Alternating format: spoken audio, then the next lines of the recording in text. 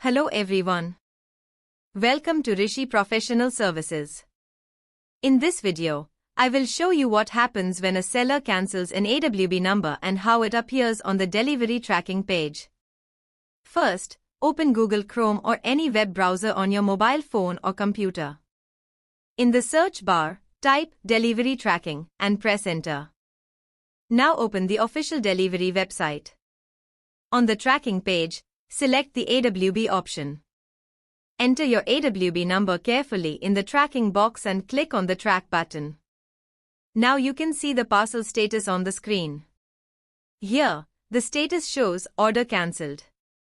Below that, it clearly mentions Not Picked and Order Cancelled by the seller.